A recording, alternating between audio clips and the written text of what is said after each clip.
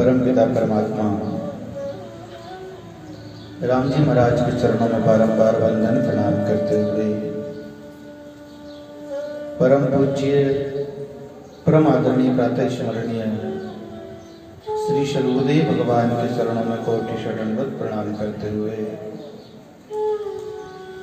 परम पूज्य परम वंदनीय भूत भविष्य वर्तमान के सभी संत महापुरुषों के चरणों में बारंबार वंदन प्रणाम करते हुए विराजमान सभी सत्संगी गुरुमुखी राम स्नेही भाइयों माता बहनों,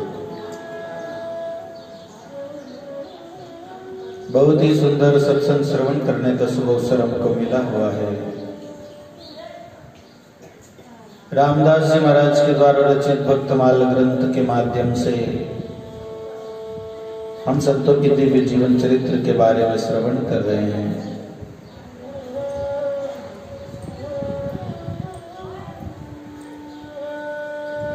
भगवान के अनंत अनंत भक्त हुए हैं और सभी संतों की अपनी अपनी एक अलग विशेषता होती है। ऐसे ही भगवान के परम भक्त श्री रैदास जी महाराज चमार जाति में उत्पन्न होते हैं। श्री रैदास जी महाराज का प्रादुर्भाव काशीपुरी में विक्रम संवत 1471 माघ पूर्णिमा को हुआ था। इनके पिता का नाम रघु और माता का नाम गुरबिनिया था।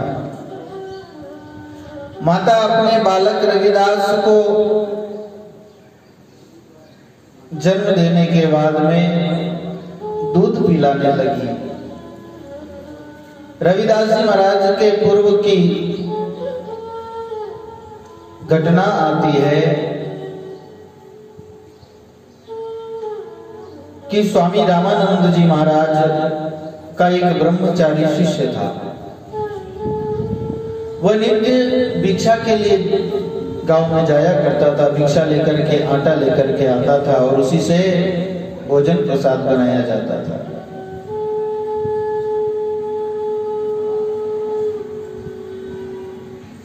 ऐसे नित्य प्रति वो भिक्षा लाता। एक दिन भिक्षा लेने के लिए गया। संयोग की बात, जोरों की बरसात होने लगी। खूब तेज बरसात होने लगी। बरसात रुकी नहीं। वह ब्रह्मचारी एक मकान के छज्जे के नीचे खड़ा था बरसात से बचने के लिए और काफी समय हो गया, बरसात बंद नहीं हुई। भोजन का समय होने लगा। वह घर एक बनिए का था।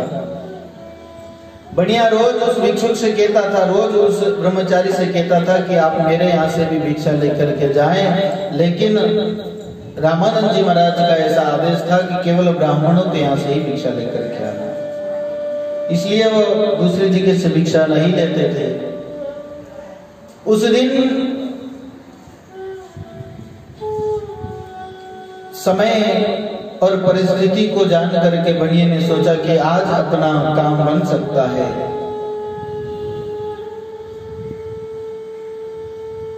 बढ़िया अन्न लेकर के, आटा लेकर के ब्रह्मचारी के पास में आए। बोले, आज तो आप ये ग्रहण कीजिए। आज बरसात हो रही है, नगर में आप कहीं और जा नहीं सकते, इसलिए भोजन का समय हो गया है। आज हमारे पास से ग्रहण कर लीजिए।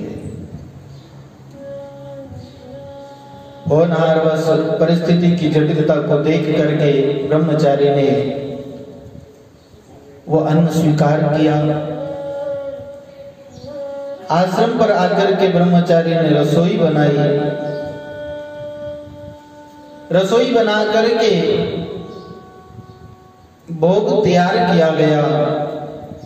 स्वामी रामानंदाचार्य जी ने श्री ठाकुर जी को भोग लगाया, परंतु कहते हैं भगवान ने भोग नहीं आरोगा। अब ये बात एक तरह से जब घटना घटित कही गई है, जैसी घटना इसमें लिखी है, ये बात सत्य प्रतीत नहीं होती है। क्यों? क्योंकि भगवान के अंदर में किसी भी प्रकार से कोई भेदभाव नहीं होता है। भगवान किसी में भेद नहीं करते कि ये भोजन कहाँ से लाया गया है, कहाँ से नहीं लाया गया है। ये तो ब्राह्मणों ने अपनी एक युक्ति निकाली कि रविदास जी महाराज जैसे महान संत हो गए हैं, उनका नाम भक्तमाल में कैसे दिया जावे जो नीची जाति में है, तो उसको किसी न किसी प्रकार से ऐसा कहानी बनाई जाए कि जिससे रविदास जी महाराज भी ऊंचे माने जावे। तो ये एक तरह से इसे मन गढ़ंत कहानी कह सकते हैं कि पूर्व जन्म में वो ब्रह्मचारी थे और भिक्षा लेने के लिए गए, भिक्षा किसी बढ़िया के यहाँ से लेकर के आए, भगवान के लिए भोग बनाए और भगवान ने आरोगा नहीं।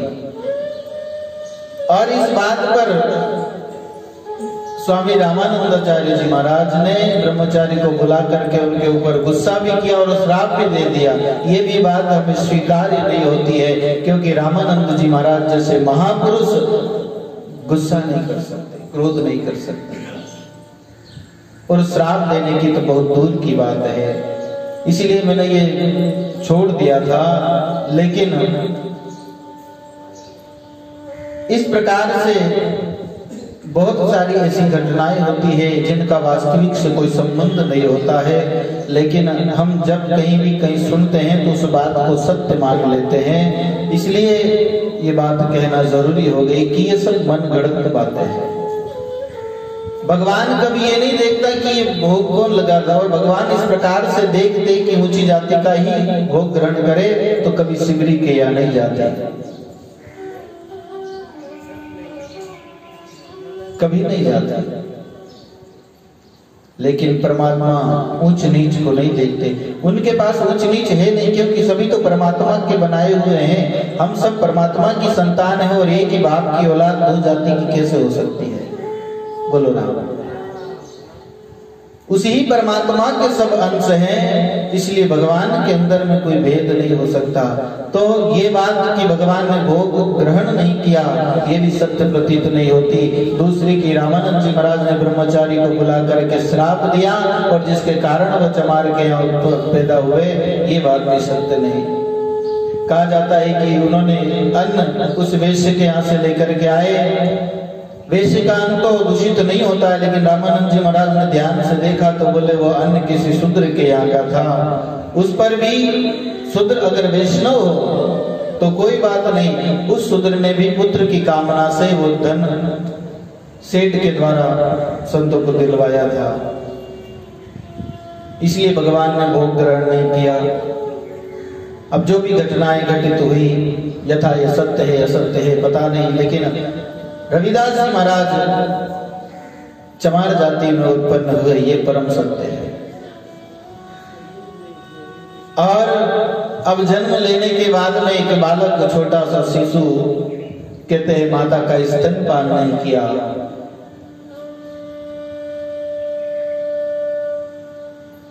तब रामानंद जी महाराज वहां आए और उन्होंने बालक को समझाया कि माता का स्तनपान करने में किस प्रकार से तुम हिचकिचा क्यों रहे हो।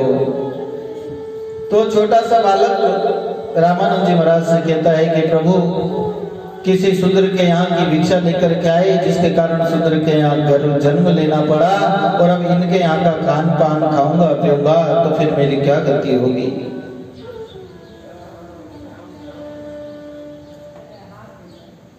सुनकर के स्वामी जी ने मन में विचार किया कि मैंने तुम्हारे उस अपराध को अपराध नहीं माना है। इन दंपति के यहाँ संतान नहीं थी, इसलिए तुम्हें यहाँ भेजा है। कृपा करके तुम माता का स्तनपान करो, दूध पीने से तुम्हारा कुछ भी नहीं बिगड़ेगा,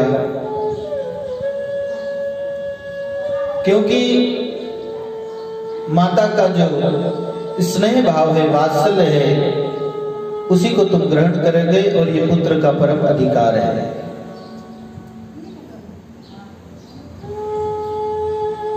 रामानंद जी महाराज ने उन्हें ज्ञान उपदेश किया कि आत्मा न ब्राह्मण है और न ही शूद्र है, वह अज अविनाशी है, असंग है। अतः स्वरूप का स्मरण करते हुए शरीर की रक्षा के लिए माता का स्तनपान करो, कोई दोष भी नहीं लगेगा।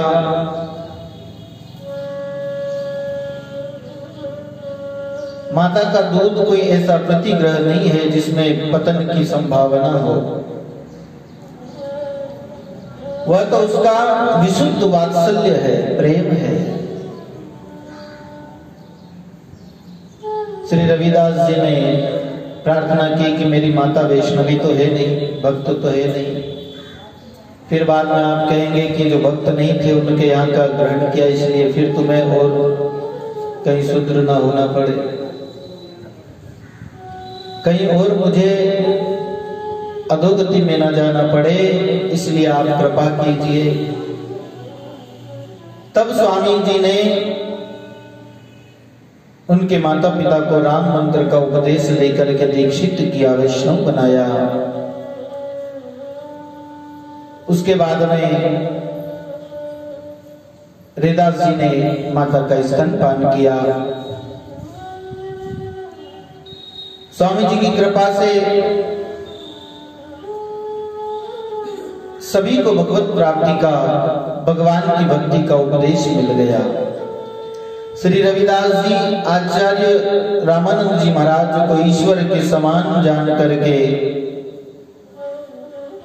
और उनका बड़ा आदर सत्कार करते। मन में इस प्रकार से खिंचाने लगे कि मैं बिल्कुल ही अज्ञानी और अपराधी जीव हूं, जिस पर स्वामी जी ने मेरे अपराधों को भुला करके और मुझ पर इतनी बड़ी कृपा की कि स्वयं यहां पर पधारे। इस प्रकार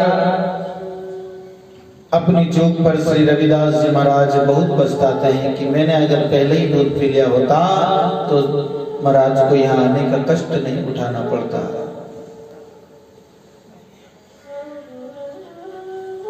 श्री रविदास जी महाराज धीरे धीरे बड़े हुए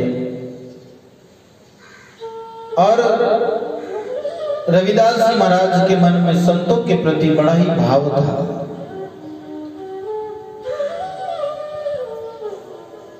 जब से स्वामी जी रामानंद जी से दीक्षा प्राप्त की, तभी से आप नित्य निरंतर भगवत सुमरण में, भगवान के नाम में अपना मन लगाए रहते और संतों की सेवा करते हैं।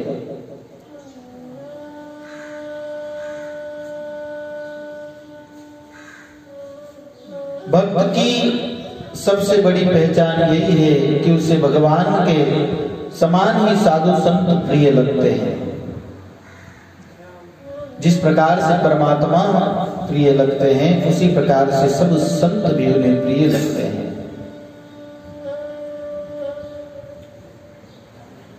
और भगवान ने भी कहा है कि साधु को मुझसे बढ़कर के मानना चाहिए। राम जी जिस समय माता शिवरी को भक्ति का उपदेश करते हैं, अपनी नवदा भक्ति का जब उपदेश करते हैं तो उसमें शिवरी से सात्विक भक्ति में कहते हैं कि हे शिवरी, मेरी सात्विक भक्ति क्या है? सात्वी सम मोय मय जग देखा और मोते संत अधिक कर लेगा। पूरे संसार को मेरे समान ही भगवत दृष्टि से देखे, सब में मेरे ही स्वरूप का दर्शन करें और संत को तो मुझसे भी अधिक करके माने। बोलो राम। मोते अधिक संत करे लेखा। अतः श्री रविदास जी भी संतों में बड़ा भाव प्रेम रखते थे, उनकी खूब सेवा करते थे। उनके पिता रघु बड़े धनवान थे। रविदास जी के पिता बड़े धनवान थे, सब प्रकार से सुख सुविधा उनके पास में थी। इन्हें रविदास जी महाराज को कहीं से तिजोरी की चाबी हाथ लग गई। अब रविदास जी का तो स्वभाव संतों की सेवा करने का, और तिजोरी की चाबी हाथ लग गई तो ये चुपके से तिजोरी में से अपनी मुट्ठी में जो मोहरे आती, छोटे 5 वर्ष के बालक हैं, वो लेकर के तिजोरी को पुनः बंद करके चाबी को यथावत स्थान पर रख करके और संतों के आश्रम पर चले जाते। वहां जाकर के भंडारा करते, संतों को भेंट पूजा देते और कभी किसी संतों को लोटा कमंडल खरीद करके देते, कभी वस्त्र की सेवा करते। इस प्रकार इन्होंने चोरी चोरी पिता की बहुत संपत्ति साधु सेवा में खर्च कर दी। इस बात का पिताजी को तनिक भी ध्यान नहीं है। पिता तो जानता ही नहीं कि ये क्या करता है क्या नहीं करता है। लेकिन इनकी माता ने इनको हमेशा मुट्ठी में कुछ ले जाते हुए देखा तो पहले तो सोचा कि कुछ बाल भोग मिठाई वगैरह लेकर के जाता होगा, परंतु बाद में वो समझ गई। उन्होंने हाथ में देखा कि ये तो मुद्राएं लेकर के जाता है। परंतु पुत्र के प्यार बस कुछ कहते नहीं थे कि कोई बात नहीं, अब धन बहुत आपार होता है तो कौन कहे। और ये भी जाना कि ये अच्छे ही कार्य में लगाता है, तो उन्होंने कुछ नहीं कहा, न रोका न टोका न पूछा, कुछ भी नहीं कहा। और रविदास जी महाराज नित्य प्रति अपना वही कार्य शुरू है, चाबी हाथ लगी हुई थी, बस ताला खोलते, अपने हाथ में आया माल, ताला लगाया, चाबी रखी और बस संतों के आश्रम पे जाकर के सेवा शुरू कर देते।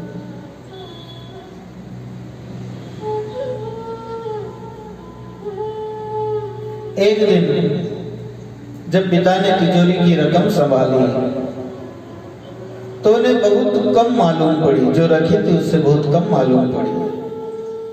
विचार करने लगे, तिजोरी में ताला लगा हुआ है, ये धन कहाँ चला गया।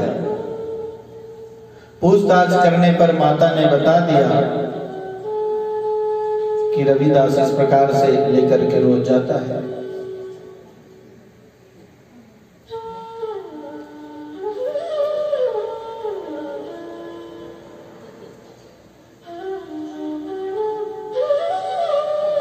पिताजी ने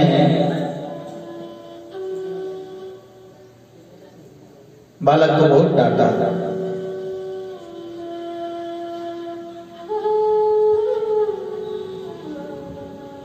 यह है जगत का स्वार्थ। जो पिता अपने पुत्र से अभी तक स्नेह करता था, प्रेम करता था, जिस पुत्र के लिए इतना प्रयत्न किया था, वही अब एकदम अप्रिय हो गया।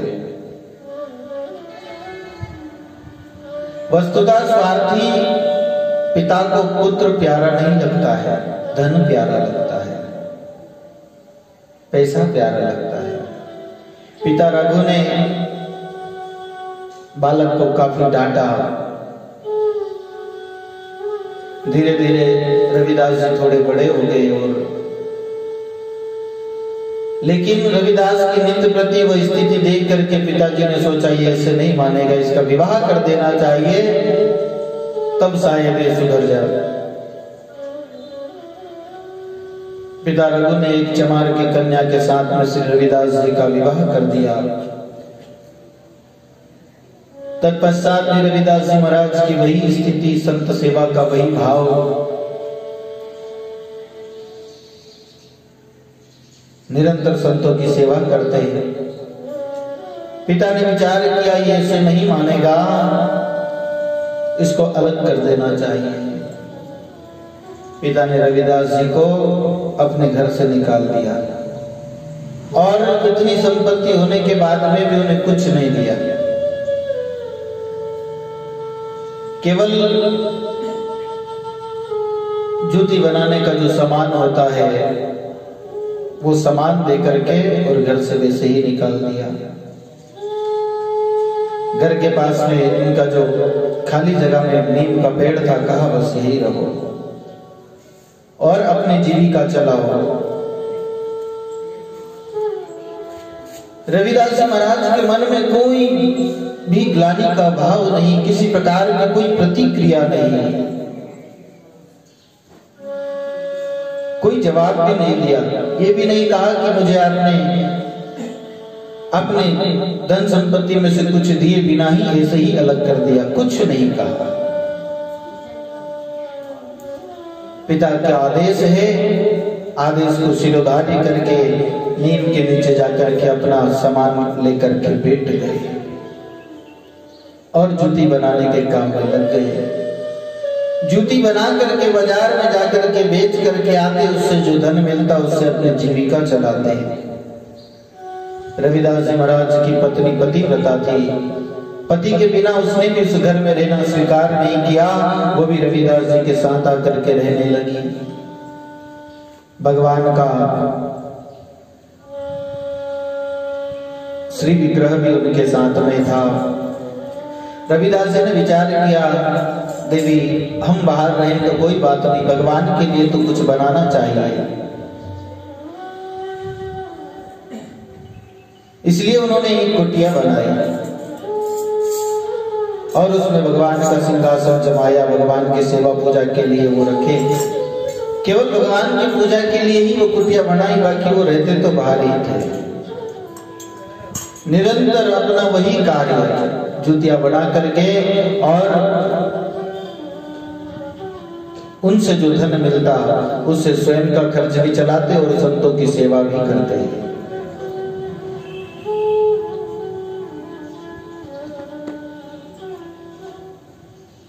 इस प्रकार रविदास जी महाराज नित्य प्रति संत सेवा में लगे रहे।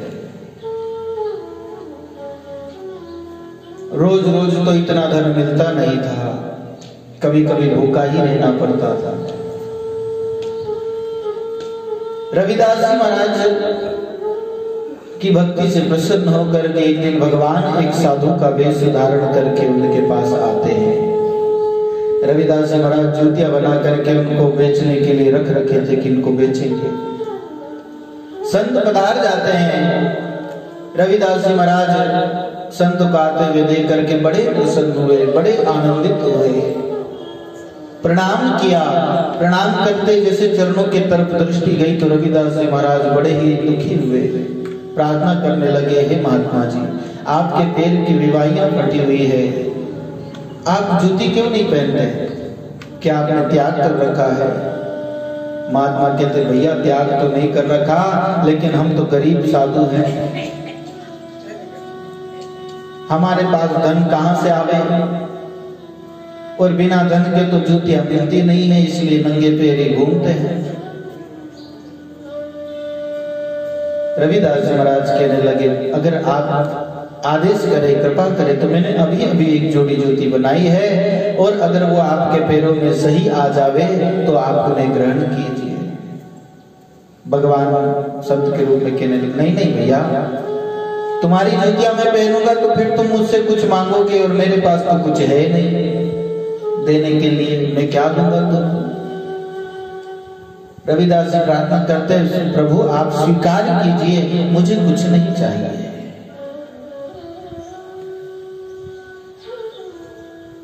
संत कहते ठीक है। रविदास जी महाराज जूती ला करके भगवान के चरणों में पहनाते हैं। जूतियां पैरों में एकदम सही से आ जाती है। संत जूती पहन करके रविदास जी से कहते हैं कि भैया तुझे कुछ न कुछ तो देना चाहिए, बोल तुझे क्या दूं? अच्छा तुझे आशीर्वाद ही दे देता हूं, बोल क्या चाहिए? रविदास जी महाराज कहते हैं प्रभु अब आशीर्वाद ही देना चाहते हैं तो कृपा करके ऐसा आशीर्वाद दीजिए कि मेरी भक्ति कभी प्रभु के चरणों में कम न हो और मैं सदा संत सेवा करता रहूं। बोलो ऐसे देखो संत का भाव है। ये नहीं कहा कि मेरे घर कुछ खाने के दाने नहीं है, कृपा करके आशीर्वाद दो कि मैं धनवान हो जाऊं। नित्य प्रति दुख से जीवन व्यतीत होता है, सुख आ जावे आनंद आ जावे ऐसा आशीर्वाद लेकिन नहीं, क्योंकि जो सुख भगवान के भजन में है, जो सुख परमात्मा के नाम में है, वो सुख संपत्ति में कहां है? वो सुख किसी राजपाट में कहां है? जो सुख पावे राम भजन में वो सुख नाही अमीरी में। जो राम में नाम के सुमरण में आनंद है वो धन में कहा है। इसलिए तो भक्तों ने गाया है मन लागो मेरो यार फकीरी में। हमारा फकीरी में मन लगा है। क्यों? क्योंकि उसमें आनंद है, उसमें सुख है।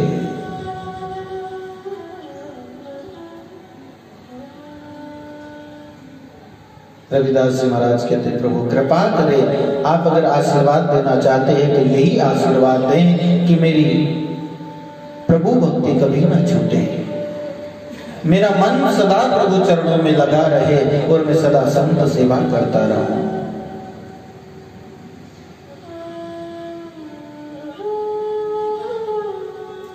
भगवान तथास्तु कहते हैं, ऐसा ही भगवान वहां पर कुछ दिन विराजते हैं और रविदास जी के यहाँ पर नित्य प्रति संतों का आना जाना लगा ही रहता था। जब भगवान जी साधु वेश में रविदास जी की कुटिया में पधारे, तब रविदास जी महाराज ने उनका पधरावड़ी करके बधावा गाया था।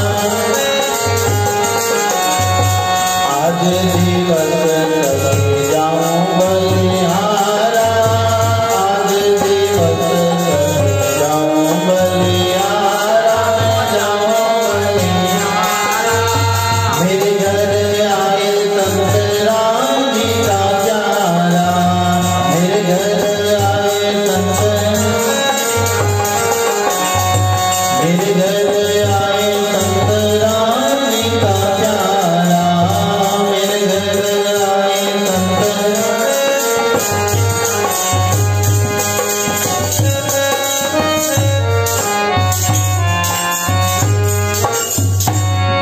सतगुरुदेव भगवान की जय हो जय हो। रविदास जी महाराज कहते हैं, आज दिवस सखी जाऊं बलिहारा, मेरे घर आए संत राम जी का प्यारा। आज के दिन की बलिहारी जाता हूँ, आज मेरे यहाँ परमात्मा के परम प्यारे संत पधारे हैं। और संत जहाँ पधार जाते हैं वह सब प्रकार से आनंद ही आनंद होता है, मंगल ही मंगल होता है। आंगणों पवित्र भयो शुद्ध भय भवना, हरिजन बैठे हरि गुण गावना। और जहाँ परमात्मा की चर्चा होती है, परमात्मा का नाम उच्चारण होता है, जहाँ संतों की सत्संग होती है, वहां सब प्रकार से आनंद ही आनंद होता है। रविदास जी महाराज बोलो राम नित्य प्रति संतों की सेवा करते हैं, नित्य प्रति सत्संग करते हैं। संत वेशधारी भगवान के लिए श्री रविदास जी महाराज ने खूब भाव प्रेम से भोजन बनाया। प्रसाद पाकर के भगवान संतुष्ट हुए और भगवान कहने लगे, बोले भगत जी मैं तुम्हारी सेवा से बड़ा प्रसन्न हूँ। एक तो तुमने मुझे जूतियां पहना दी, जिससे मुझे एक और आनंद हो गया कि अब पैर में कंकड़ नहीं चुभेंगे।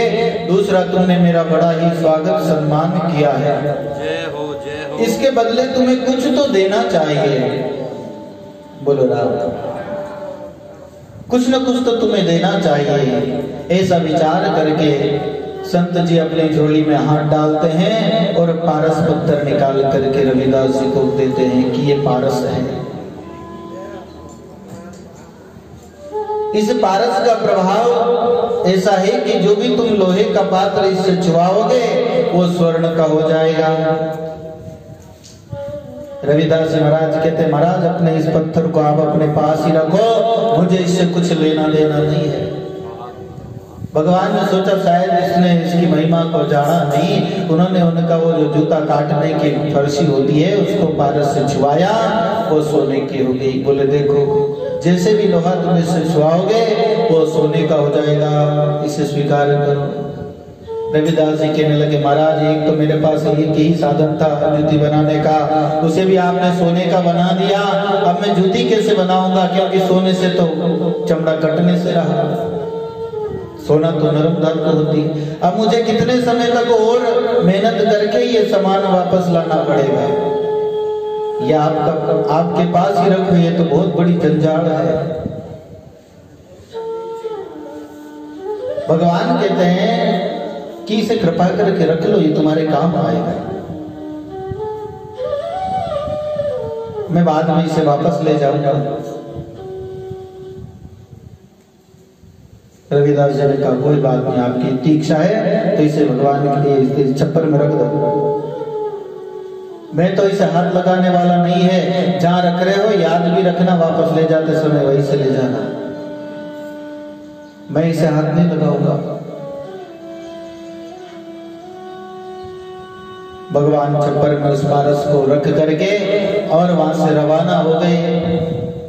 मन में विचार किया कि रविदास जी उसको काम में लेकर के अच्छा सा घर बना लेगा और संतों की सेवा बढ़िया से करेंगे। लेकिन रविदास जी ने तो उसके तरफ कभी देखा भी नहीं कि यहाँ कोई सामान रखा है। अपना नित्य का कार्य उसी प्रकार से करते और उसी प्रकार से संत सेवा करते। साधु वेशधारी भगवान श्याम सुंदर 13 मास बीत जाने के बाद में फिर रविदास जी के आए। 13 महीने के बाद में आए, आकर के देखा तो रविदास जी बस उसी प्रकार से जूती बना रहे, वही झोपड़ी है। भगवान बड़ा विचार करने लगे, मैं देकर के गया पारस, इससे तो इसका पूरा आजकल हुलिया ही बदल जाना था, लेकिन ये तो वैसा का वैसा ही है। बड़े प्रेम से बोले भगवान कि भगत जी कैसे हो। रविदास जी कहते प्रभु सब भगवान की कृपा है, आनंद ही आनंद है, आइए विराजिए। भगवान ने कहा मैंने जो दिया था पारस उसका तुमने कुछ उपयोग में लिया, उससे कुछ सेवा का कार्य किया? रविदास जी बोले जहां आप रख करके गए थे वही रखा हुआ है, मैंने तो हाथ भी नहीं लगाया। आप उसे ले लीजिए और आपका वापस स्वीकार कर लीजिए, अपने पास रखिए, क्योंकि हमें तो परमात्मा के नाम में विश्वास है, इस धन में विश्वास नहीं है। राम नाम रूपी धन में विश्वास है, इस संसार के धन में हमारा विश्वास नहीं है। भगवान ने जाकर देखा तो उस पारस के ऊपर एक एक अंगुल धूल चढ़ गई। विचार किया कैसे आदमी को दे दिया जिसको इसकी कोई कदर ही नहीं है। भगवान ने उसे उठा करके वापस अपने पास रख लिया और एक और युक्ति सोची कि इसको किस प्रकार से धन दिया जाएगा। भगवान ने और प्रयत्न किया उसको देने का, लेकिन रविदास जी ने उसे स्वीकार नहीं किया। अब भगवान ने दूसरी लीला रची कि इनको किसी प्रकार से धन देवे ताकि ये संत की सेवा भी करे और स्वयं भी आनंद से रहे। जब रविदास जी भगवान की पूजा करने के लिए सुबह जाते तो उनको 5 मोहरे वहां मिल जाते। रविदास जी महाराज उनको देख करके अपना जो चिमटा होता उससे पकड़ करके और गंगा जी में डाल जाते, हाथ नहीं लगाते, चिमटे से पकड़ करके और गंगा जी में डाल करके आ जाते। नित्य का ऐसा ही काम। रविदास जी सोचने लगे पहले तो साधु मुझे बेकार रहा था और अब भगवान भी उन्हीं के चक्कर में आ गए हैं और ये भी मुझे माया के अंदर में पटकना चाहते। कैसे भगवान है? अगर आप ऐसे ही रहे तो हम तो आपकी भी सेवा पूजा नहीं करें, तुम जानो तुम्हारा काम जाने। रविदास जी ने पर्दा डाल दिया और भगवान की पूजा करनी बंद कर दी। आज से कोई पूजा वूजा नहीं करनी, आप तो हमें माया में फंसाना चाहते हो। सेवा करनी बंद कर दी रविदास जी महाराज ने। भगवान को दूर से ही प्रणाम कर लेते, नजदीक भी नहीं जाते कि ये भी मुझे माया में फंसाना चाहता है।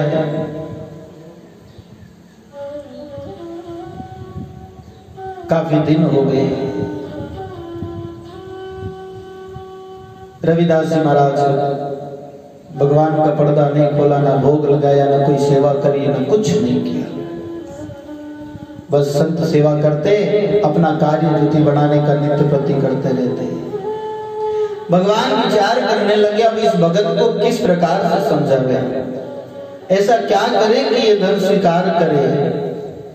तब भगवान ने स्वप्न से रविदास जी को स्वप्न में आकर के कहा कि भगत जी तुम अपना हट छोड़ो और मेरी जीत होने दो, अर्थात मैं जैसा चाहता हूं वैसा करो। अंत में श्री रविदास जी ने कहा कि देखिए प्रभु आपके दिए हुए धन को हम स्वीकार तो कर लेंगे लेकिन हम उसे छुएंगे नहीं। आप अपने ही कोई सेवक भेज दो जो आपके धन का सदुपयोग करे, संत की सेवा में मेरी सहायता करे। हम तो हमारे जैसे चल रहे हैं वैसे ही चलेंगे। बोलो राम। हमारा जीवन जैसा हम जी रहे हैं ऐसे ही जिएंगे, हम तो आपकी माया को हाथ नहीं लगाएंगे। भगवान ने रविदास जी महाराज को अपार धन संपत्ति दी और 2 सेवक उनकी सेवा में नियुक्त कर दिए। बड़ा सा घर बना दिया, अनंत उसमें धन धान्य की सुविधा हो गई। अब नित्य प्रति रविदास जी महाराज संतों की सेवा करते, लेकिन रविदास जी महाराज अपनी उसी कुटिया में रहते। संतों की सेवा बड़े प्रेम से करते, उनको दक्षिणा दिलाते, स्वयं हाथ नहीं लगाते, दक्षिणा दिलवाते, भोजन करवाते, लेकिन स्वयं अपनी उस कुटिया में रहते।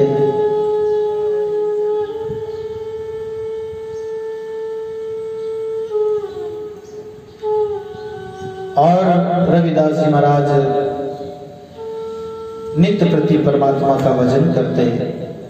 दिन रात सेवा और भजन कीर्तन से ऐसा लगता था कि भक्ति देवी रविदास जी के यहाँ ही रम गई है, दूसरी जगह जाना भूल गई है। श्री रविदास जी का सुयश संसार भर में फैल गया। अनेकों लोग दर्शन करने के लिए आते थे। नित्य अनेक प्रकार के सुंदर सुंदर भोग राग होते थे। यह देख करके ब्राह्मणों को ईर्ष्या का रोग लग गया। रविदास जी एक तो शूद्र और उसके बाद में इतनी कीर्ति हुई तो ब्राह्मणों को द्वेष होने लगा। उससे उन लोगों के शरीर जलने लगे, मन में पीड़ा होने लगी। अब किस प्रकार से इसको नीचा दिखाया जाए। भगवान बड़े ही विचित्र खेल खेला करते हैं। जब किसी की प्रसिद्धि करनी होती है ना तो ब्राह्मणों को उसके पीछे लगा देते हैं, क्योंकि ब्राह्मण जिससे द्वेष करते हैं वो भी जगत में प्रसिद्ध हो जाता है और जिससे मित्रता करते हैं वो भी प्रसिद्ध हो जाता है। ब्राह्मणों का ऐसा प्रभाव है। ब्राह्मण अगर द्वेष करे तो भी कल्याण ही है, तो भी आनंद ही है, तो भी संसार में प्रसिद्धि होगी।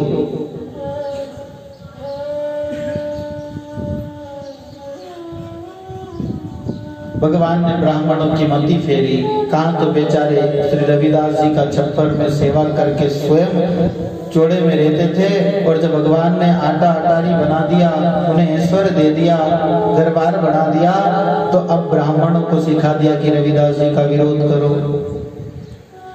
पहले कुछ नहीं था तो कोई विरोध करने वाला नहीं, आराम से भजन करते थे। अब भगवान ने संपत्ति तो दी, साथ में विरोधी भी दिए। ये बात तो निश्चित करके जानना चाहिए कि जहां धन संपत्ति होगी वहां द्वेष करने वाले जरूर होंगे, क्योंकि धन किसी न किसी प्रकार से दुख का कारण ही है। चाहे वह किसी भी प्रकार से मिला हो, चाहे भगवत कृपा से भी मिला हुआ हो तो उसमें भी दुख है। सहजता से प्राप्त हुआ धन दुख का ही कारण होता है। चाहे उस दुख के कारण प्रसिद्धि होती हो, लेकिन धन दुख का कारण है, इसमें कोई द्वैत भाव नहीं। श्री राम प्रेरणा से, भगवान की प्रेरणा से पंडित लोग उनके विरोधी हो गए और श्री रविदास जी महाराज चुपचाप अपने घर में भगवान की सेवा पूजा किया करते हैं। लोगों को रिझाने की भावना का आपने सर्वथा त्याग कर दिया था। लोग खुश हो ऐसा कार्य कुछ नहीं करते थे, केवल भगवान खुश हो जाए यही कार्य करते थे। बोली सद्गुरुदेव भगवान।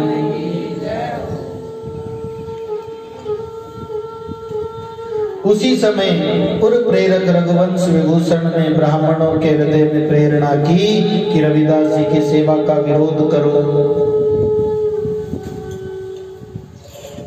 और उसे बंद करा दो। तब बहुत से ब्राह्मणों ने एकत्र होकर के राजा के आगे भरी सभा में रविदास जी की निंदा करते हुए कहा,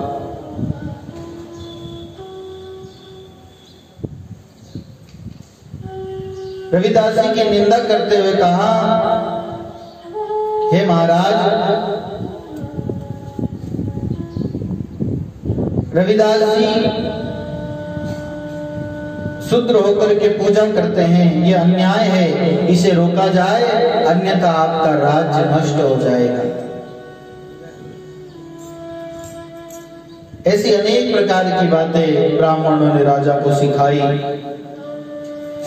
राजा उनकी बातों को विश्वास कर लेते हैं और फिर रविदास जी महाराज को बुला करके उनकी परीक्षा करते हैं। वो प्रसंग हम कल के सत्संग में श्रवण करेंगे। बोलिए सद्गुरुदेव भगवान की, अनंत कोटि संत महापुरुषों की, श्री रविदास जी महाराज की जय। राम।